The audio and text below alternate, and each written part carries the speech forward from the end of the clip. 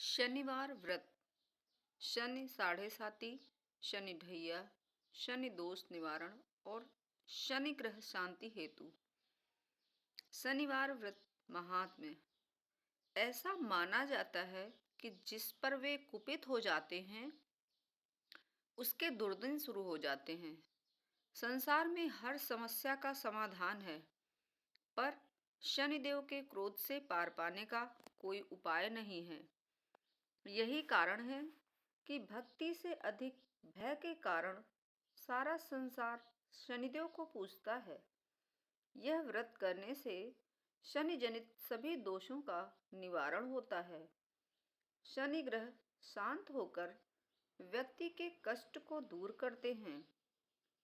पूजन विधि विधान। शनि व्रत शुक्ल पक्ष के प्रथम शनिवार से किया जा सकता है। सूर्योदय से पहले या अधिकतम प्रातः 9 बजे तक तांबे के कलश में जल में थोड़ी सी शक्कर और दूध मिलाकर पश्चिम दिशा में मुंह करके पीपल के पेड़ को अर्घ देना चाहिए। इस दिन नीले, बैगनी तथा काले रंग के वस्त्र धारण करने चाहिए। भोजन सूर्यास्त से 2 घंटे बाद करना चाहिए। व्रतों की संख्या 7, 19, 25, 33, 51 होनी चाहिए। खाने में नमक वर्जित रखें तथा मौन व्रत रखें तो श्रेष्ठ रहेगा। मछलियों को इस दिन दाना देना अति श्रेष्ठ है। लोहे की नाल, काले घोड़े की अंगूठी पहनना भी शुभ माना जाता है। कम से कम एक ऐसा पौधा व्रत के दिन अपने हाथ से लगाएं जिस पर काले, नीले या बैगनी पुष्प आते हैं। शनि व्रत से कुछ सीमा तक राहु दोष भी दूर होता है। आकाश मंडल का अवलोकन शनि ग्रह को संतुलित करने में मदद करता है। ऋणग्रस्त व्यक्ति के लिए इस दिन काली गाय जिसके सींग न हो तथा जो बिन ब्याई हो को घास खिलाना अति शुभ माना जाता है। श्रेष्ठ रत्न विशेषज्ञ की राय से शनि रत्न नीलम, मध्यमा उंगली या लॉकेट में बनवाकर गले में धारण करना चाहिए। इस दिन बजरंगबली की आराधना तथा उनके सामने सरसों या तिल के तेल का दीपक पश्चिम दिशा में जलाना शुभ माना गया है। दीपक मिट्टी या फिर पीतल का श्रेष्ठ होता है। अंतिम व्रत के दिन उद्यापन में संक्षिप्त हवन करना श्रेष्ठ है। हवन में शमी वृक्ष की लकड़ी प्रयुक्त की जानी चाहिए। व्रत कथा। राजा ने विक्रमादित्य से हार के बारे में पूछा तो उसने बताया कि उसके देखते ही देखते खूंटी ने हार को निगल लिया था।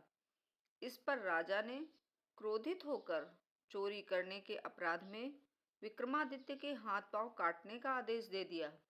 राजा विक्रमादित्य के हाथ पांव काटकर उसे नगर की सड़क पर छोड़ दिया गया। कुछ दिन बाद एक तेली उसे उठाकर अपने घर ले गया और उसे अपने कोलू पर बैठा दिया। राजा आवाज देकर बैलों को हाँकता रहता। इस तरह तेली का बैल चलता रहता और राजा को भोजन मिलता रहा। शनि के प्रकोप की साढ़े साती पूरी होने पर वर्षा ऋतु प्रारंभ हुई। राजा विक्रमादित्य एक रात मेघ मल्हार गा रहा था कि तभी नगर के राजा की लड़की राजकुमारी मोहिनी रथ पर सवार होकर उस तेली के घर के पास से गुजरी। उसने मेघ मल्हार सुना तो उसे बहुत अच्छा लगा और दासी को भेजकर गाने वाले को बुला लाने को कहा। दासी ने लौटकर राजकुमारी को अपंग राजा के बारे में सब कुछ बता दिया। राजकुमारी उसके मेघ मल्हार से बहुत मोहित हुई, अतः उसने सब कुछ जानकर भी अपंग राजा से विवाह करने का निश्चय कर लिया।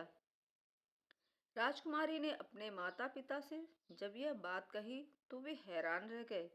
रानी ने मोहिनी को समझाया, बेटी, तेरे भाग्य में तो किसी राजा की रानी होना लिखा है, फिर तू उस अपंग से विवाह करके अपने पांव पर कुल्हाड़ी क्यों मार रही है। राजकुमारी ने अपनी जिद नहीं छोड़ी। अपनी जिद पूरी कराने के लिए उसने भोजन करना छोड़ दिया और प्राण त्याग देने का निश्चय कर लिया।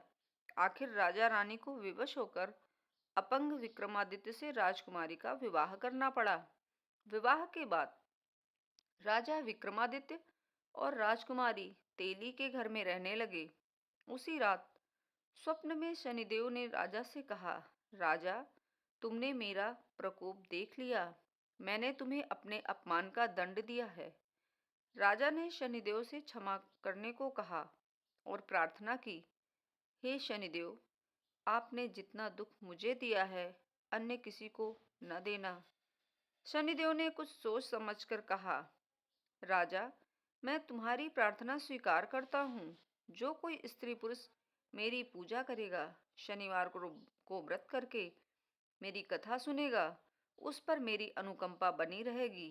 प्रातःकाल राजा विक्रमादित्य की नींद खुली तो अपने हाथ पांव देखकर राजा को बहुत खुशी हुई।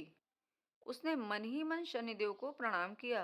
राजकुमारी भी राजा के हाथ पांव सही सलामत देखकर आश्चर्य में डूब गई। तब राजा विक्रमादित्य ने अपना परिचय देते हुए शनिदेव के प्रकोप की सारी कहानी सुनाई। सेठ को जब इस बात का पता चला तो दौड़ता हुआ तेली के घर पहुंचा और राजा के चरणों में गिरकर क्षमा मांगने लगा। राजा ने उसे क्षमा कर दिया, क्योंकि यह सब तो शनिदेव के प्रकोप के कारण हुआ था। सेठ राजा को अपने घर ले गया और उसे भोजन कराया। भोजन करते समय वहां एक आश्चर्यजनक घटना घटी। सबके देखते देखते उस खूंटी ने हार उगल दिया। सेठ जी ने अपनी बेटी का विवाह भी राजा के साथ कर दिया और बहुत से स्वर्ण आभूषण, धन आदि देकर राजा को विदा किया। राजा विक्रमादित्य राजकुमारी मोहिनी और सेठ की बेटी के साथ उज्जैनी पहुंचे तो नगरवासियों ने हर्ष से उनका स्वागत किया। अगले दिन राजा विक्रमादित्य ने पूरे राज्य में घोषणा कराई कि शनिदेव सब देवों में सर्वश्रेष्ठ हैं। प्रत्येक स्त्री पुरुष शनिवार को उनका व्रत करे और व्रत कथा अवश्य सुने। राजा विक्रमादित्य की घोषणा से शनिदेव बहुत प्रसन्न हुए। शनिवार का व्रत करने और व्रत कथा सुनने के कारण सभी लोगों की मनोकामनाएं शनिदेव की अनुकंपा से पूरी होने लगी और सभी लोग आनंद पूर्वक रहने लगे। ओम शम शनिश्चराय नमः।